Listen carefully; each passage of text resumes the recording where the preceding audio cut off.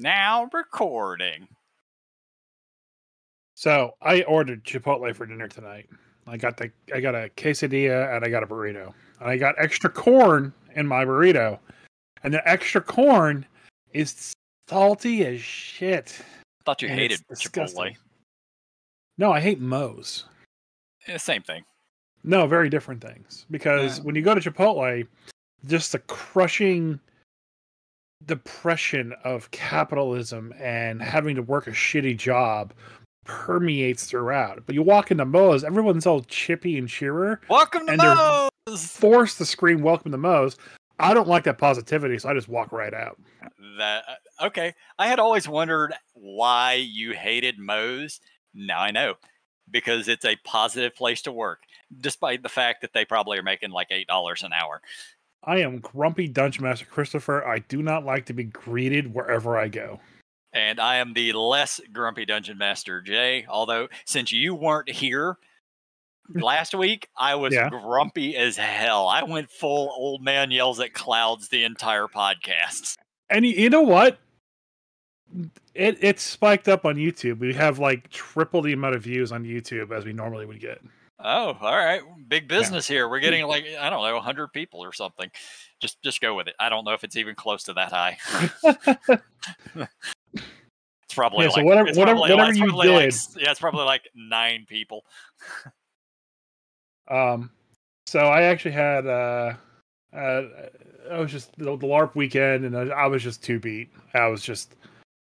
I think the sun got to me. I was kind of like in a mild heat stroke ever. Like it was a post LARP Sunday. I wasn't gonna message you. I wasn't gonna ask you. Like I never expect to record a podcast on LARP Sunday because I sure as hell am not recording it if I'm there. Yeah, it was just weird. It was like by the time I got home and settled down and like got everything ready, I was just like, oh, I'm asleep now. Yeah. I didn't even bother texting you. Yeah. So. Yeah, that's usually me. I make it home. I get some food. I literally turn into a goddamn vegetable for 4 or 5 hours, and then I pass the hell out. What kind of vegetable do you turn into? I don't know. What is the kind of vegetable that drools on itself and just watches stupid fucking YouTube videos for 5 hours? Because that's the kind of vegetable I turn into. That would be a potato. Okay, well, that's what I turn into then. But you're a ginger, so it's a red potato. It's a red potato. Red potato? Yeah. I'm a mashed potato. Yeah, actually, I tend to be mashed potatoes after an event. But no, me and Mike, we covered it just fine. We had a good time. Well, thanks, Mike. Yeah, he wanted to be here tonight, but I told him he has to get him a new microphone because I keep having to edit it because of his mic. He has a wireless mic, and it seems to unsync on the time. So like every 5 minutes, I have to cut off like 5 seconds worth. And it's really annoying to do that. Yeah, and because this podcast is well funded and versed, we can send our guests mics to use. Yeah, I know. I'll loan him one of mine. Oh wait, I've only got one. Never mind. So I did notice from like my little bit of a break, and finally coming back, I noticed that this week, well, kind of like late last week, over the weekend, and then into this week, the 44 rules of D&D that we had covered a couple weeks ago, I was going to talk about this. Exploded all over the D&D like news channels and forum posts and like Dungeon Craft, and has put one up about it. The angry, bitter lady that talks about D&D news and everything is drama and terrible. She talked about it for a little bit. Oh, I don't see her shit anymore. Did it. Yeah, I blocked her shit, but it still shows up because YouTube hates you. Professor Dungeon Master did his. It came out today on the same thing on the 44. Yeah. So I just thought it was funny. I was going to mention it. What were you going to say? Oh, well, it was mainly that, first off, they got access to all of it since we only got like the first 16 or whatever. I don't want to go through. No. I absolutely didn't want to. Like Professor Dungeon Master did it very quickly and went through all 44, and it was still like a 25-minute video. Yeah. Like we would have spent an hour and a half just going over all of them if we did that. But they got access to all of them. So hey, if you guys really want to know what the other ones were, it's a lot of the same type of shit of him just being really, really angry towards his players. But Professor Dungeon Master did have one really interesting thing to say that I don't know if anyone else picked up on it because I didn't listen to their videos. But the guy mentions the school that he goes to, the Dungeon Master does. And apparently it's a school somewhere in Australia it's like for like late teens, early, like in that age range, like 16 to 19, somewhere in there. Yeah. So at least that tells us why he's fucking angry with all of his players. Yeah. Well, I mean, he did reek of not being able to handle that kind of issue. Yeah. Sit down and talk to people. Talking to people works. You got to learn how to talk to people, or else you're just gonna go insane. So yeah, you turn into GDM Christopher if you keep right. I did post Dungeon Craft's video on our podcast chat if you want to watch it. Give him the views. He's definitely puts a lot more out there. He was also complaining of how YouTube doesn't post his normal stuff, which is very off topic from what we would discuss. It's relevant for us though. But I don't know, man. There's so much content out there. We can only rehash what happens and it hits the news. We're a weekly podcast, Yeah. And I remember you did a podcast years ago by this point. Okay. Yes. And it was movie reviews and stuff like that. And I tuned in and listened. It was you and a couple of your friends, and you guys did a good job. You talked and chatted and whatnot. Yeah. But the problem is from my perspective as a listener, I had already heard everything you guys had talked about, all the theories that you guys had talked about. So it was a rehash of something I already knew. So it was the third time processing it. It wasn't for me. And I fear we do that sometimes, but this is the first time where we covered something first. Thinking the same thing. We got ahead of the fucking curve for once. This is our one time we were ahead of the curve. Yep. Yeah, no, I was laughing about that also. I was like, look at that. We started a trend, even though we probably didn't start the trend. Oh, no, not at all. But Dungeon Craft, he puts out so much good stuff, like building terrain and miniatures and DM screens and whatnot. And the guy gets tens of thousands of views, which is pretty cool, He puts out some of the best short D&D content out there, because his videos are 20 minutes long or so. Yeah. When I can invest in something and I'm sitting around watching YouTubes, I skip the hour-long stuff and I just listen to the 10s. So, I do like his videos a lot. So definitely check his stuff out and check out how he builds terrain and stuff like that.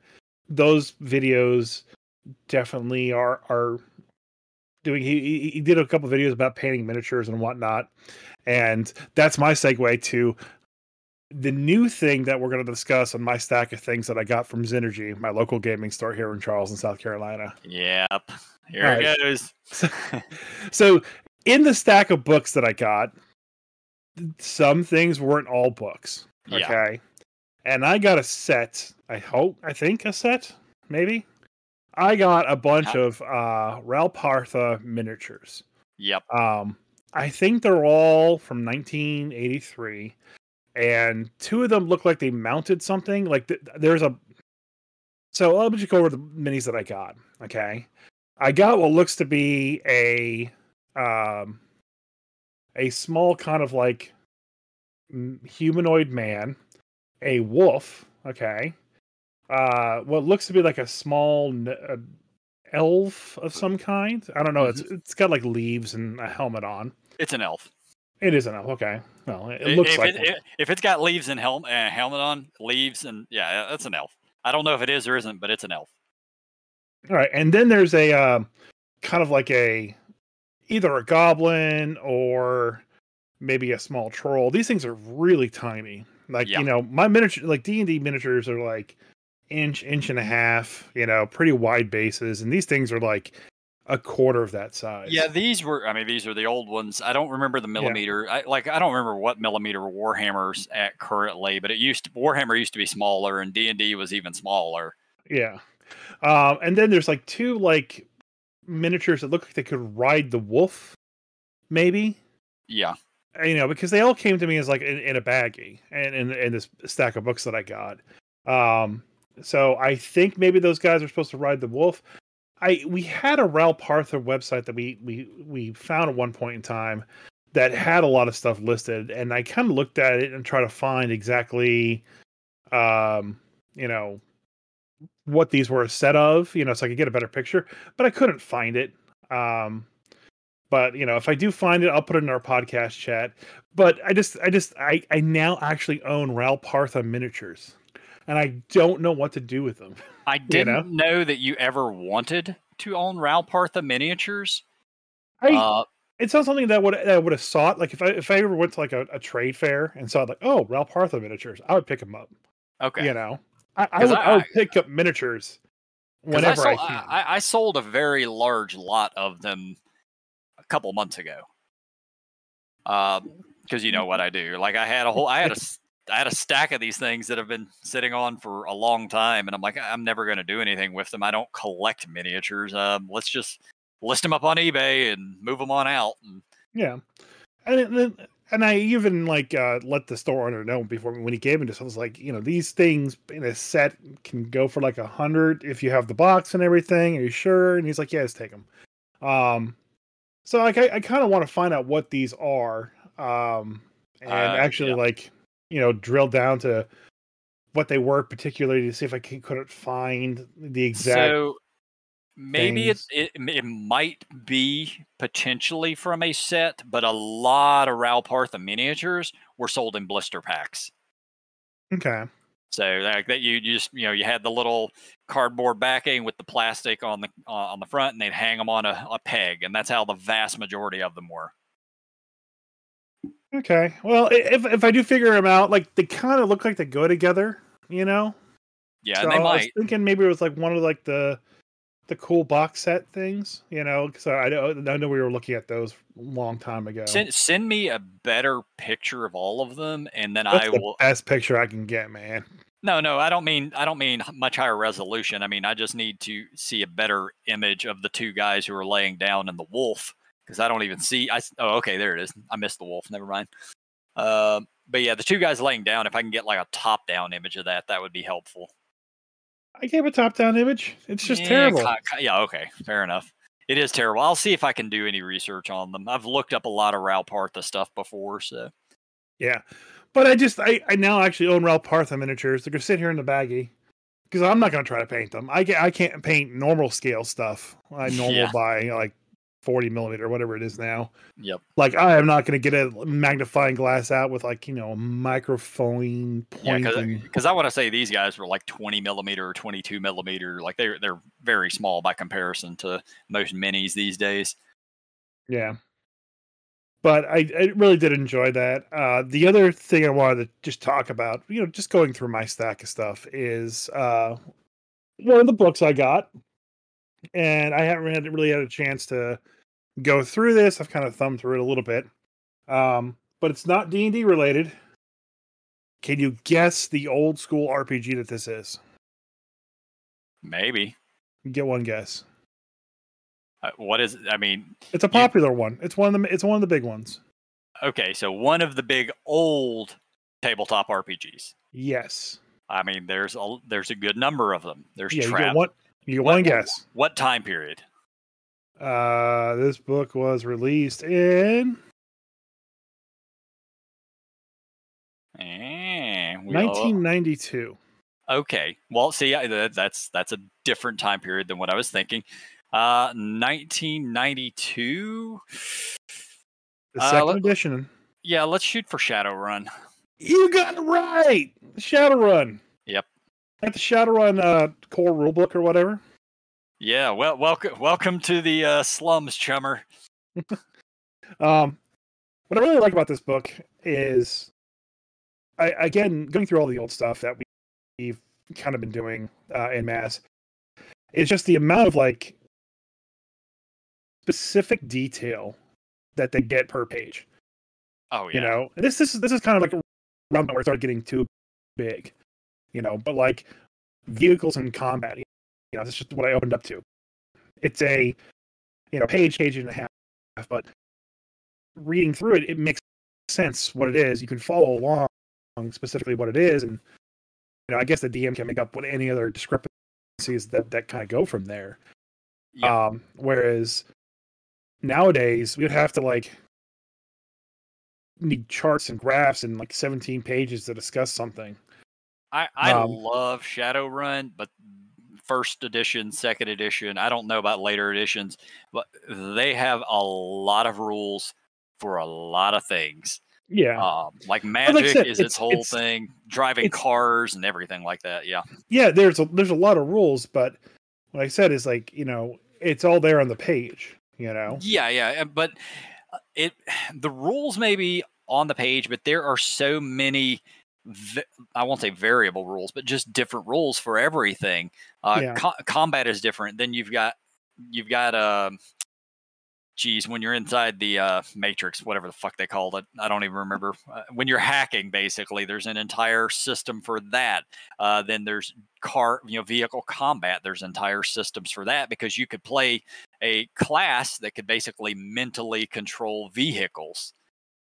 So yeah, it's a very deep system, and it's a lot. I played Shadowrun once, and I played a troll. Mm-hmm. And you hit my things, only reference, huh? You just hit things, right? Yeah, I was some kind of sword master.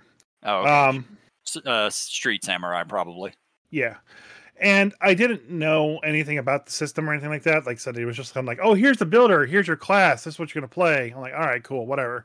And really whenever someone says troll, I have two things that pop in my head. The 4th edition trolls, okay, which were carried over in the 5th edition for D&D.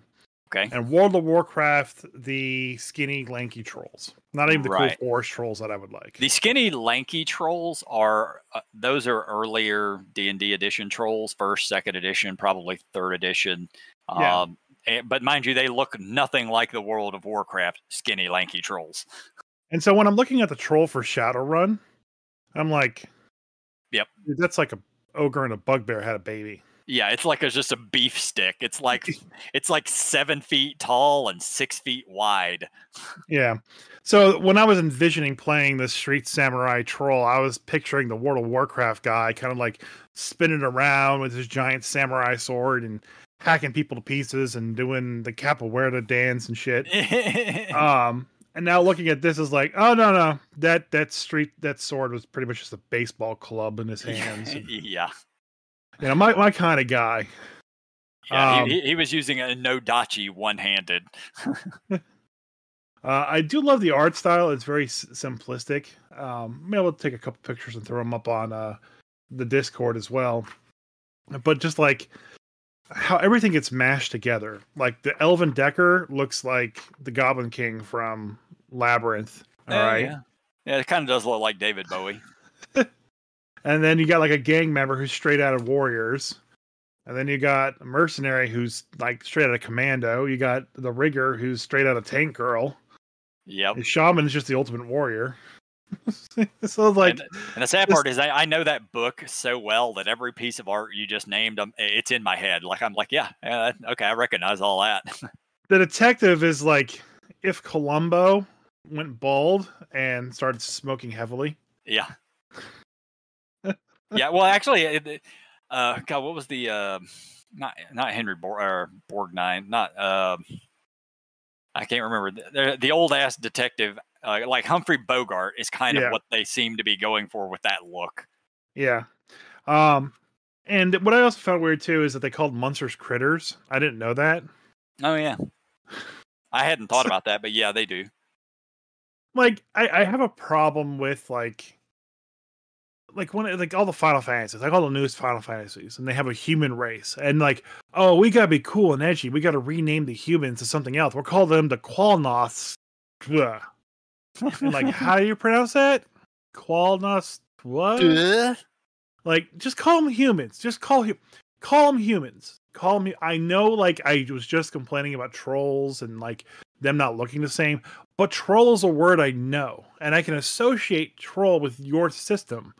Calling them the Kukatas, like, that's not going to work with me. You know, I'm never going to remember that name. I'm just going to call them what I think they look like. I struggle with a lot of sci-fi games because of that. Because they have all these weird races that I've never heard of, these other species that are crazy looking that you can play.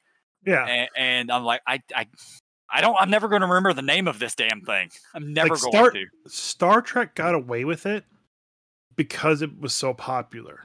But Vulcans are just elves. The Klingons are just orcs. All right? Yeah. I get it. So if you ever go to space, you can call them space elves. But Vulcan and Klingon is also easy. Yeah. If you start they're diving, also very easy. Yeah, if you start diving, they're the exception to the rule. If you start diving into Star Wars, and I'm pretty knowledgeable about Star Wars, but there's just so many species and races out there. I don't fucking know. There's just human. Yeah, I can name a number of them, but man, it just keeps going and going. And What's going. Yoda's race? I don't know. I don't know that they ever named it. See, I mean, as far as I know, there's only ever been 3 of them. there's Yoda, Yaddle, and Baby Yoda. I can't remember his real name. Yeah. Yeah, exactly. It's Baby Yoda. I went through the critters section too before the podcast started. I was looking at the art. I kind of like how they have like these like art pieces inside the book. Yeah. Like, other books do that too, where like the middle section of the book is just a bunch of art pieces and like a different kind of paper. They have one picture here that's a publicity still from the cinema drama Wardenkirk, starring Spiny Vic and the Wonkers. Yep. And I love that piece of art. And it's pretty much what was it? The Rat Pack? Was it Rat Pack? It's almost like huge monster truck looking weird things from the 80s that our parents all had for some reason. Oh yeah. To me, it reminds me kind of like the Beatles. If it was like a Beatles album cover, but with Tank Girl. Yeah, I love Tank Girl, by the way, and I know there's an RPG out there. I got to find it and maybe give that a shot. I'll sell you my copy of the Tank Girl RPG. Yeah, it's still sealed, never opened. Oh, okay, well, we'll discuss that afterwards. Yeah, we'll talk. So here's what. So this entire book is great. Okay, it has a very unique art style. And they keep terminology that kind of works. It's still, you can relate to it. You can figure it out pretty easily. Then I get to the critter section. Okay. And I was expecting some kind of like strange cyberpunkian dystopian monsters. Okay. Nope. And I get to the first monster is a basilisk. Okay. Yep. And it's just an iguana. Oh yeah. I forgot they did. Yeah. It's not really. It doesn't have extra legs or anything. It's just a fucking lizard. Yeah. It's just an iguana. Yeah. The cockatrice, it's a chicken with a tail. Yep. Lizard tail. Not even like the cool cockatrice from like Magic the Gathering, which is what's stuck in my head. A feathered serpent looks like every other feathered serpent I've ever seen. The Eastern dragon is a worm, lungworm. Yep. One dragon. Yep. The Western dragon, at least it's an actual dragon and not a worm of some kind. But they're just the most generic things you've ever seen. And then you get to like this cool bird that's an owl, okay? But it's like got ostrich legs. I was like, oh, cool. Is this the owl bear? No, it's an eye killer. Whatever. And then they got a griffin, which looks like a griffin. A harpy, which is just a bat. All right. And then they got a kraken, which is just a squid. They got a mara, which is just a mermaid. They got a naga, which is just a snake. So here's the phoenix, thing. which is a phoenix. Hold on, a Sasquatch, which is just a Sasquatch. A unicorn, just a unicorn. And a Wendigo, which is just a Wendigo. Like, where's my cool, creepy monsters that I was expecting? So I can actually explain that. You better. So it's a rule in the game. If you actually read through the rule book, which I'm sure you've not read the vast majority of it, No. there's a thing called essence, ESSENCE. As a character, when you start with it, you start with 6 essence. Every single piece of cybernetic gear that you put on takes away that essence. Okay. So if you are head to toe chrome, if you basically put as much cybernetic wear as you can in you can go down to, I think, 0.1 essence. Right. If you go over that, you die. Okay. So those creatures are basically pure essence. That they didn't exist until the fall or whatever the hell they called it. I don't remember. It's been too long. Like they used to exist a long damn time ago, and they have reawakened back into the world. So there's not going to be cybernetic gear on these creatures unless you have some madman attaching that shit to them, because they exist because of that. They are natural. Does that make sense to you? Yeah, there's just a little paragraph that says cyberware and critters, so. Yeah, it's not that they can't have it. They're going to have a limited amount of it at most. They're never going to attach it themselves. Yeah, I was just expecting like a bunch of like weird monsters, and all I got was a bunch of like standard undead, standard monsters from the monster manual, spirits, and gang members, very generic monsters. And I was just kind of like, after looking at the David Bowie characters and the street samurais with Wolverine claws, very 90s-esque characters, I come to the critters just like, yeah, here's an iguana. Yeah, but you got to realize as well, like with Shadowrun and many other games, you're literally just looking at the player's handbook. Yeah. They Like call it the Matrix, by the way. Earlier you mentioned like hacking. They call it the Matrix, but this is before the Matrix the movie. Matrix. Yeah. Although the thing is that the book, The Matrix, the short story The Matrix was based off of, was written before Shadowrun. Yeah, well, so is mostly everything else in the world. So the term The Matrix was around before they started using it. Right. But yeah, like you're just basically looking at the player's handbook. There are many, many, many supplement books that are out there, including entire books on just monsters. I may or may not have more. Ah, fantastic. Yeah, but I do like that it is like in America. Yeah, it's set in Seattle. Yeah. Before Seattle became what Seattle is now. Sorry if we have any listeners in Seattle. I also really enjoyed Bright as a movie. As much as I dislike Will Smith now, I will say Bright was a really good movie. It kind of essentially was Shadowrun in a way. People say that. I wholly disagree with that statement. I mean, it's modern times. It's before the apocalypse or whatever the fall would be. Yeah. It's before the cybertech took over. It's just like, oh shit, magic is here. It's different, but it's very similar. There's absolutely similarities, and I can't argue against that. I always liken Bright as if Lord of the Rings actually happened, and this is 2,000 years later. Did you watch the Bright anime? I don't think so. It was okay. It was a little slow for me.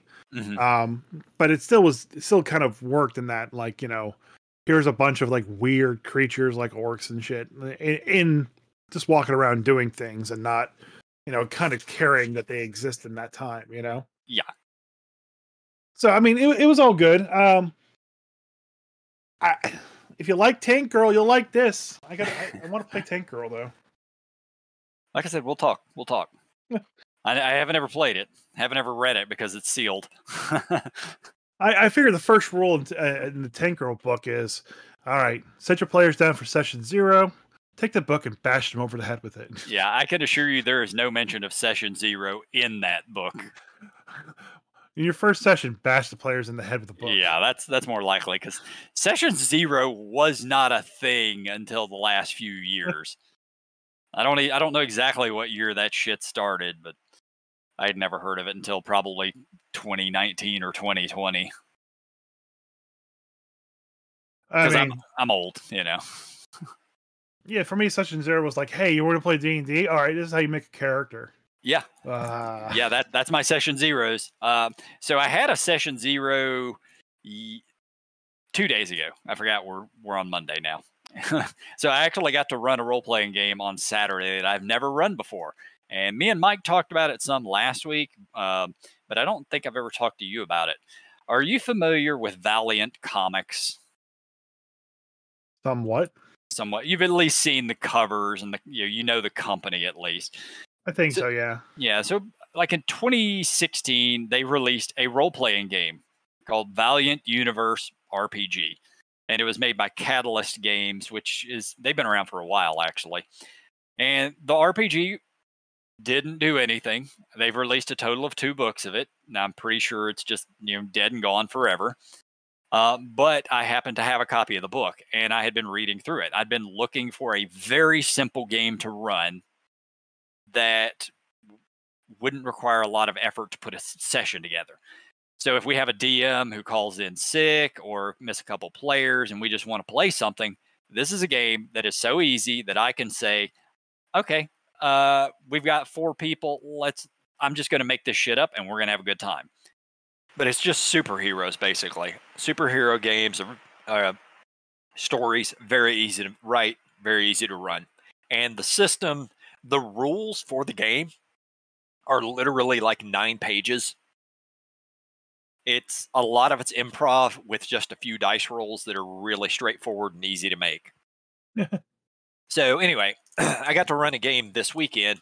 We sat down, made characters, kind of talked things through because it's a narrative-based game. Took a couple of hours. My buddy Mike, I love him to death. He literally just took his D&D character Noodle and made him into a superhero. Well, Noodle's always a superhero, right? Yeah. He is a gnome wizard from another dimension. Superhero. Yeah, literally just a superhero. You could take an entire D&D party of characters and play this game with them. Very cool. Yeah, but it was a good time. We played for a couple hours. Just sort of got everybody's feet wet. I probably will get to run again in 2 weeks, and after that, I don't know how long it'll be, but I'll have more stories after that.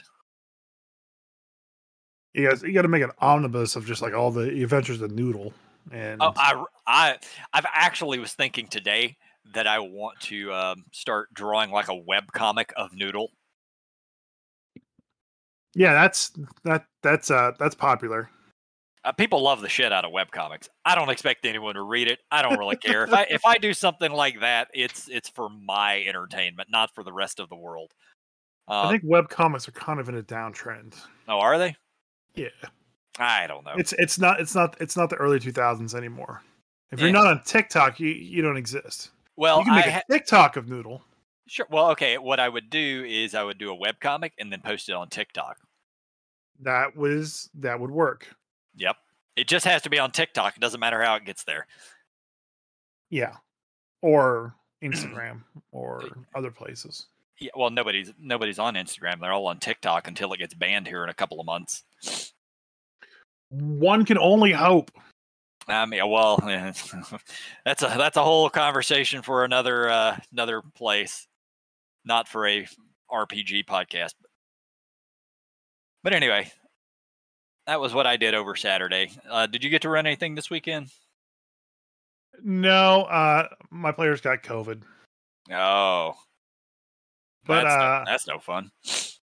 I have been running my AL game pretty successfully. We've exploded in players again, as we normally do. So now we have 2 tables running at AL. So that's going good. Well, at least you have enough DMs to run it.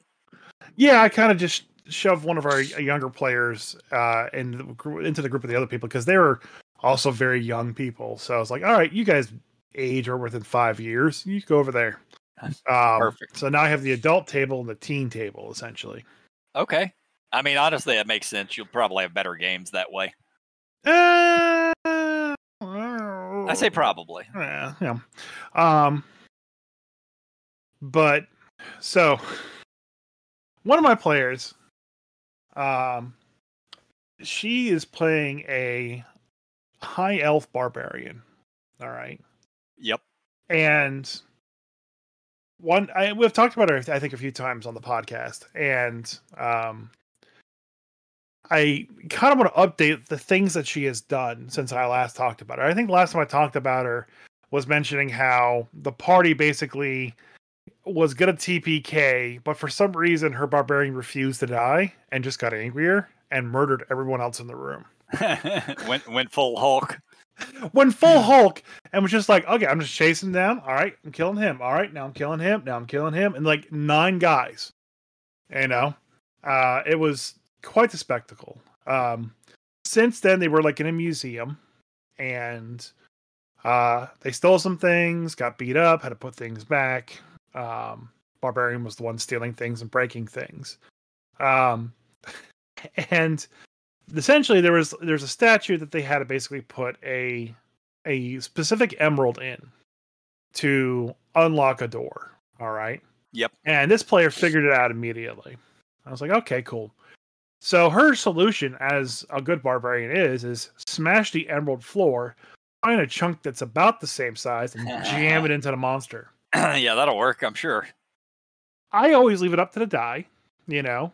I don't like to make things impossible, but I like to set things at sometimes at a 25. And when you roll a 26, I have to give it to you. Yeah, I mean that's a fairly high DC number. Yeah. So they were able to basically shove this shard of emerald into the statue and smash it real hard and basically open the door ahead of time. Eventually they found the key later, which is kind of funny. Yeah. They figured out midway through a fight that this fight was a fight they were not going to win. And they wanted to use persuasion to kind of basically de-escalate the fight. So this is a high elven noble who's a barbarian. So they got kind of like that weird thing going where I can just kill you or I'll talk to you diplomatically. So you get intimidation and persuasion. Kind of, yeah.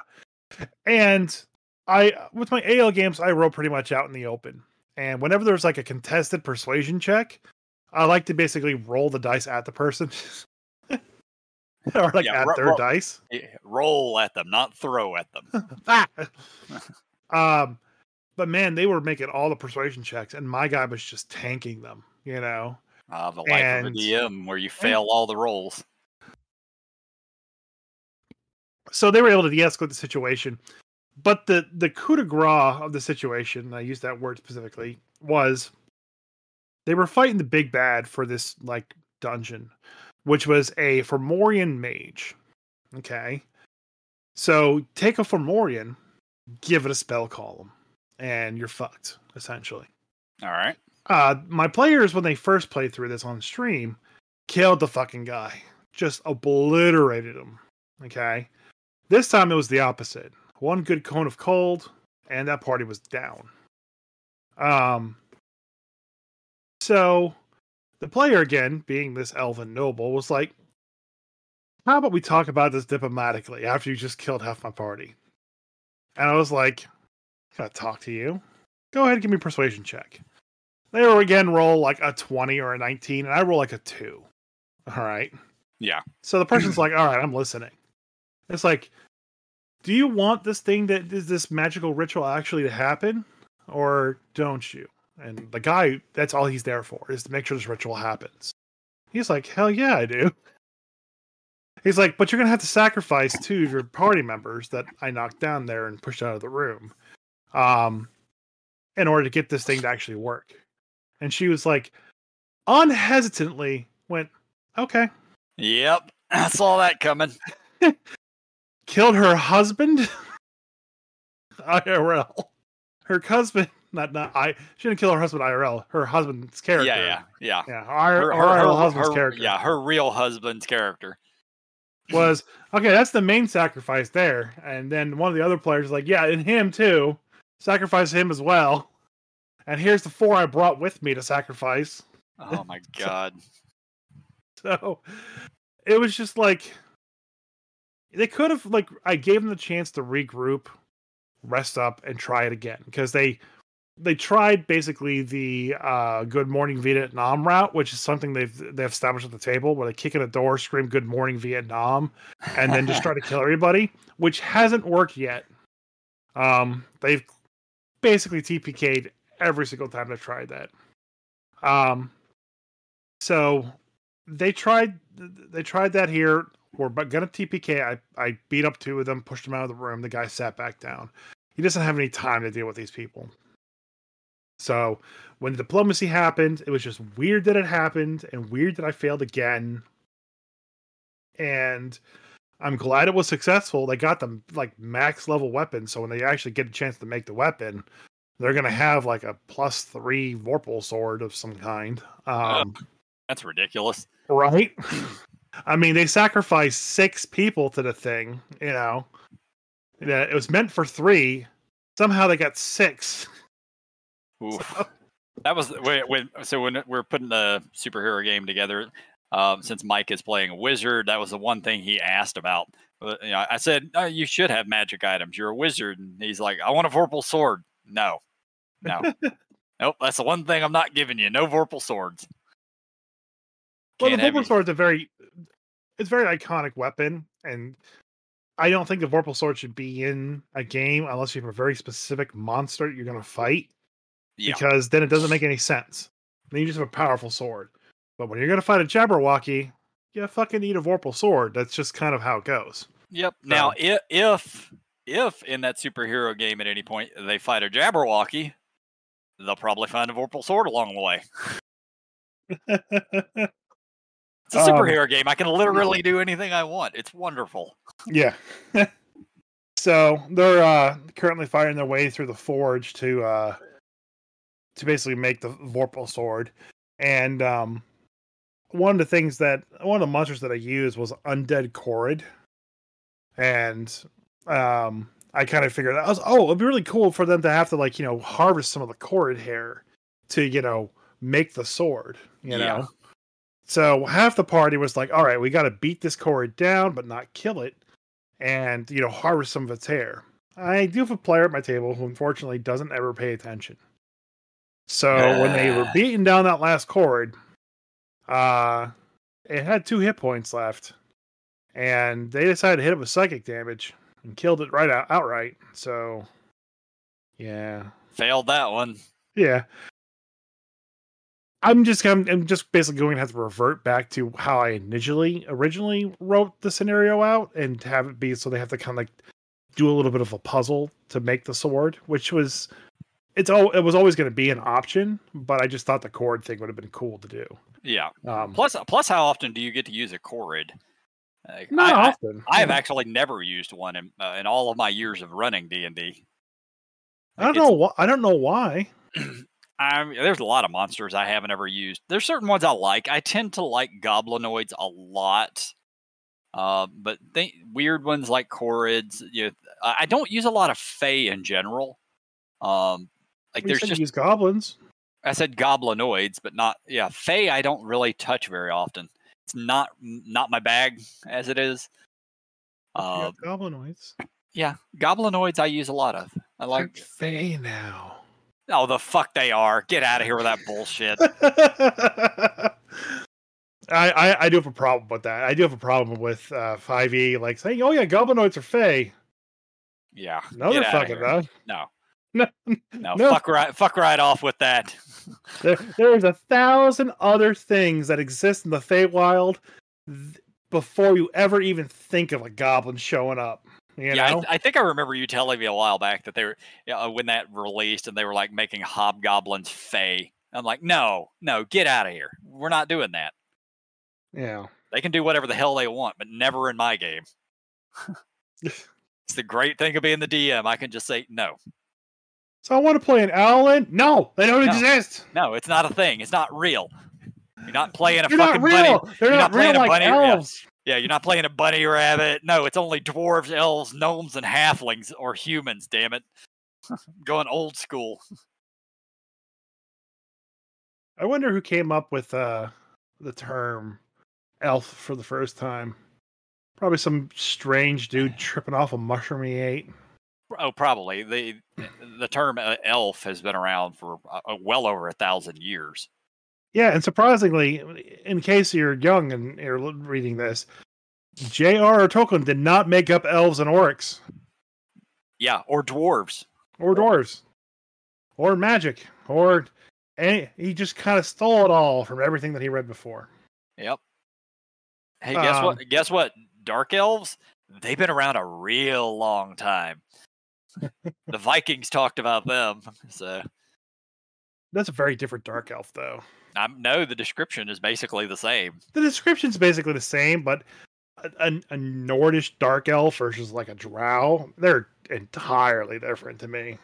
Yeah, like backstory wise, sure. Yeah, they're not the same. Description. They're both evil. Yeah.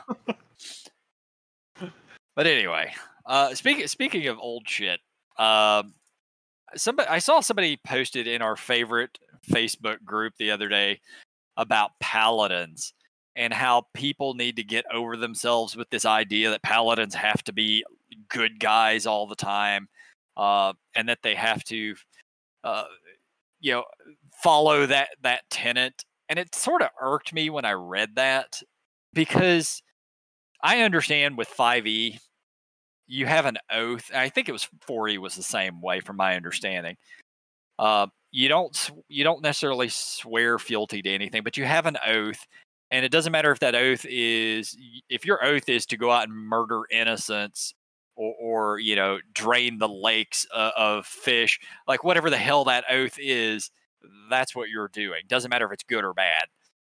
And yeah, they kind of took the faith away from clerics and paladins in 5th edition and kind of tied it down to oath. They played around it a little bit with it with what was it called? The Avenger, where you had an oath and kind of played it that way.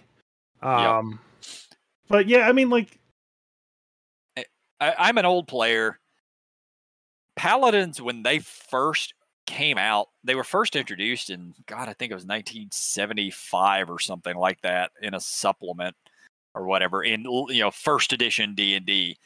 And they had to be lawful good, and that stayed that way all the way through 3rd edition. If you ever lost lawful good alignment, you were no longer a paladin. If you ever broke one of your tenets of your code, you were no longer a paladin. It was a very difficult thing to do, and that was intentionally.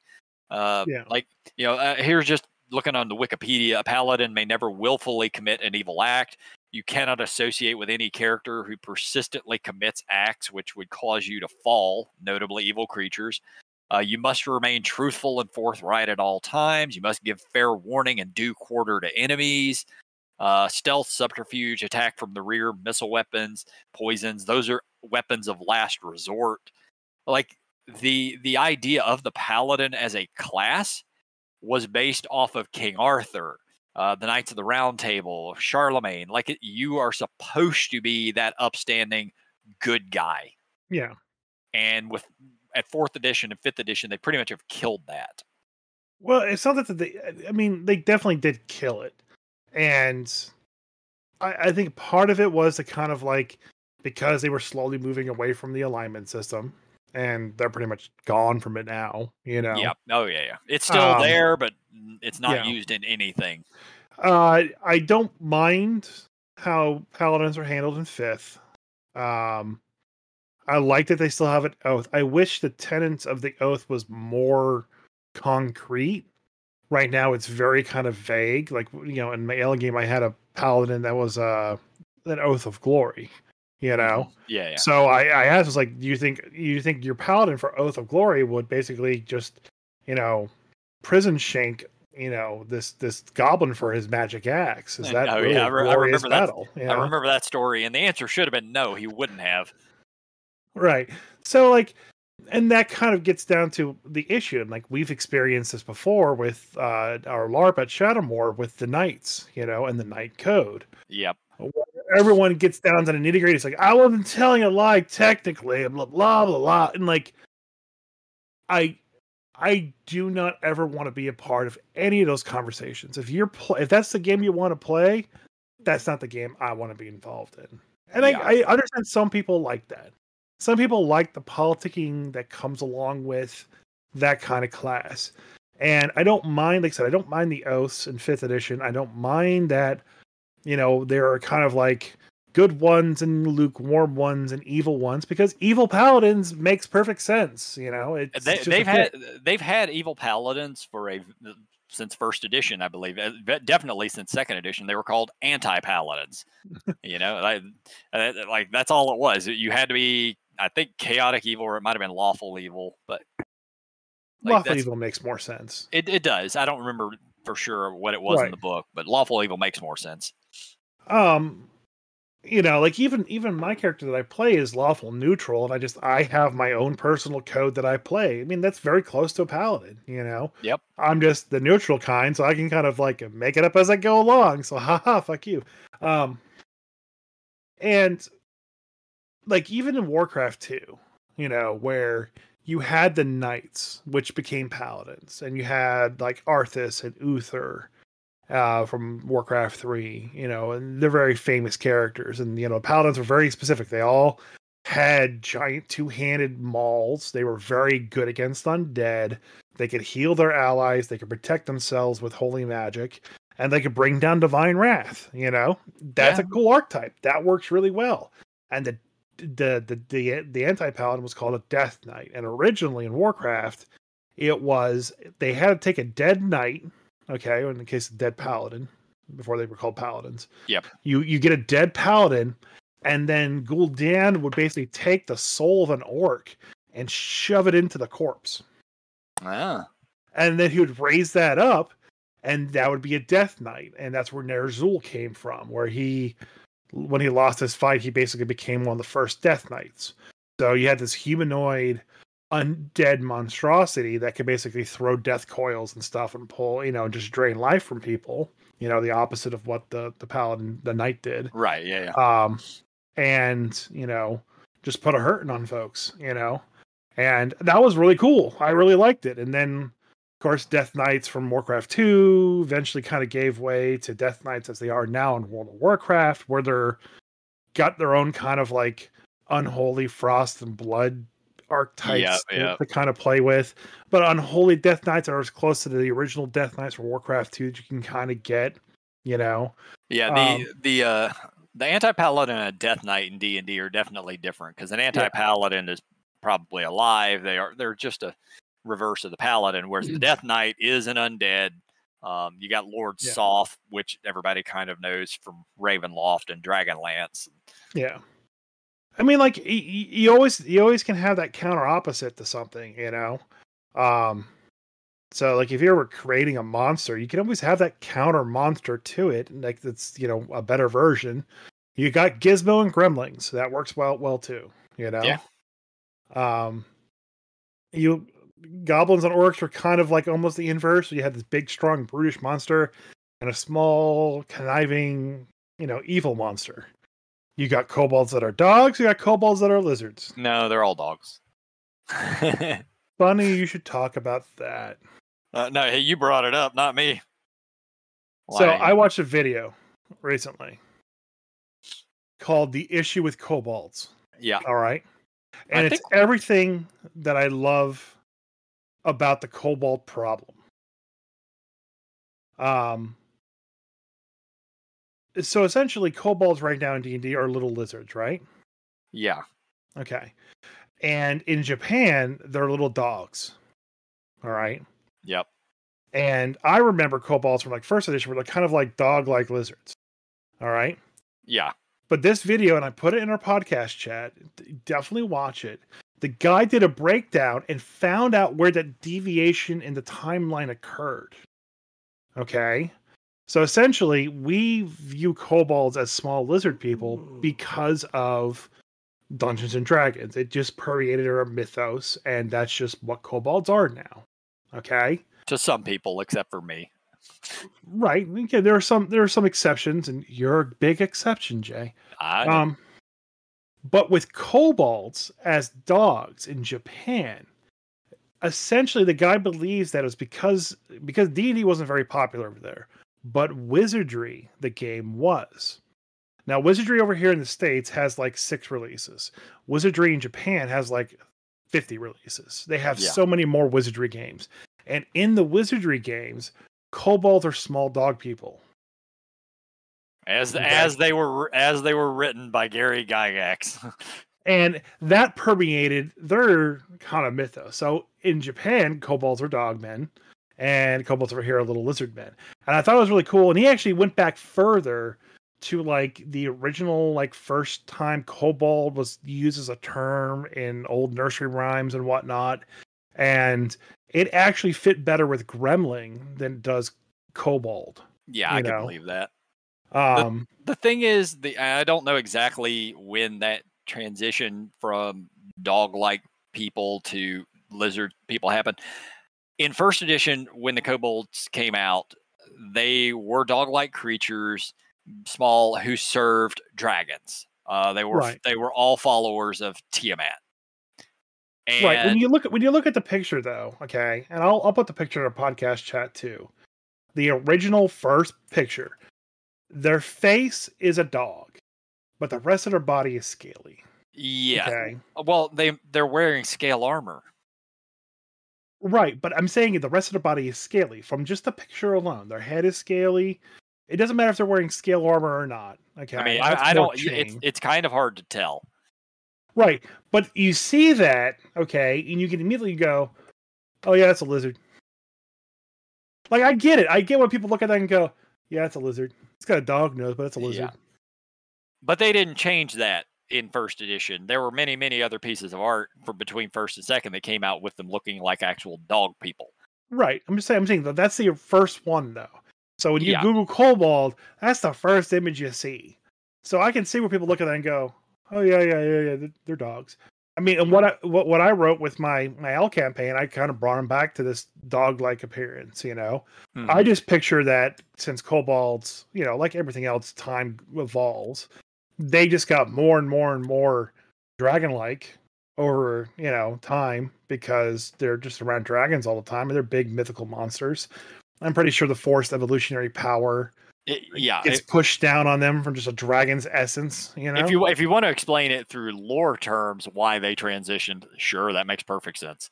They're followers of Tiamat. Maybe she forced them over time to do that.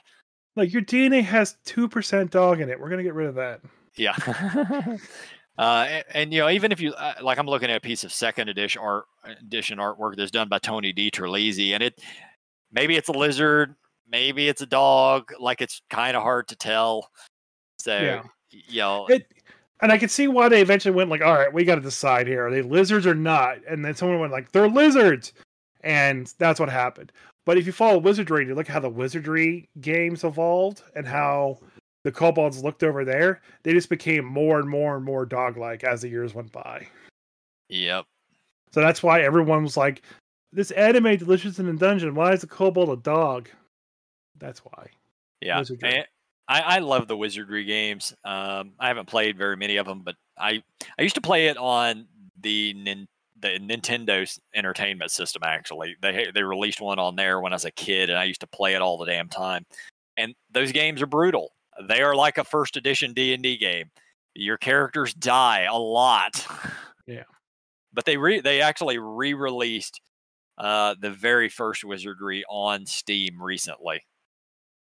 It's like Wizardry Proving Grounds of the Mad Overlord is what it's called, and it's just the original game updated. That's cool. Yep. Yeah, I just posted a picture of a Wizardry kobold in our podcast chat channel, and it's almost a knoll. It's almost a knoll. Yeah. So that's what happened. Okay.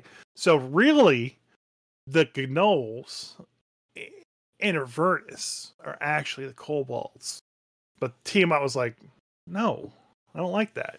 I want lizard people. I want lizard people." Here, what's the demon or devil that actually is over gnolls? Not Yanagu, or is it Yanagu? I think it's something like that. Yeah. Yeah. So she just handed off all of the kobolds to Yanagu, and Here, I don't want these kobolds in my army. They're yours now. Okay, thank you. Yeah, these are broken. Let's get some better ones. She was selectively breeding kobolds in hell. Like, nah, that's too dog-like. That's I'm lizard. That's what I want. All right, let's go for like 80% lizard DNA. Get rid of the 20% dog. Yep. Yeah, I think that's what happened. But that's all I got for this week, man. Yeah, pretty much. That seems like a good enough podcast. Hopefully everybody enjoyed it. I'm back, baby. Yeah, he's back. So am I. Wait, I didn't go anywhere. Anyway, thanks for listening. Bye, Claude. Bye, Craig. Bye, Kobolds. I love you.